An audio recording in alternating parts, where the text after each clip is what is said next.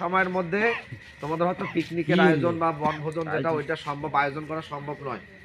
তো তোমাদের মাদ্রাসার সেক্রেটারির সাথে মোটামুটি একটা আলাপ হয়েছে, উনি টাকা উঠছে তোমাদেরকে হয়তো রমজানের ঈদের পর যদি আল্লাহ চায় ইনশাল্লাহ, যদি সবকিছু ভালো থাকে হয়তো না হুজুর একটা তোমাদের বনভোজনের আয়োজন করতে পারে, বাইরে বেড়াইতে যাওয়া যেরকম যায় না, তো খুশি না? যেহেতু শর্ট সময় অল্প দিন, সামনে আবার নির্বাচন, এই জন্য তোমাদের এইখানে থাকে এই একটা খেলাধুলা করে, যদি তারপর ভালো লাগবে না, এই খেলাধুলার আয়োজনটা হয়তো হুজুর বা মাদ্রাসা থেকে করা হয়েছে। তা আপনারা সবাই খেলবেন।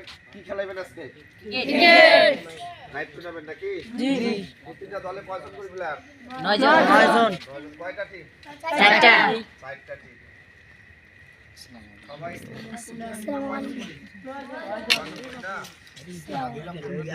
সবাই আছেন আর মাদ্রাসা যেহেতু সবাই আদব রক্ষা করবেন, কারোর সাথে ঝগড়া কাজিয়া করবেন না। যে আম্পায়ারের দুজন থাকবে, আম্পায়ার যে সিদ্ধান্ত দিব ওই সিদ্ধান্ত, তাই না?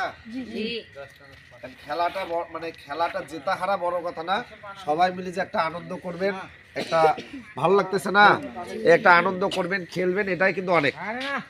ঠিক আছে, সবাই ভালো থাকেন, সুস্থ থাকেন, ভালোভাবে খেলাধুলা করেন, আমরাও দেখি আপনাদের খেলা উপভোগ করি।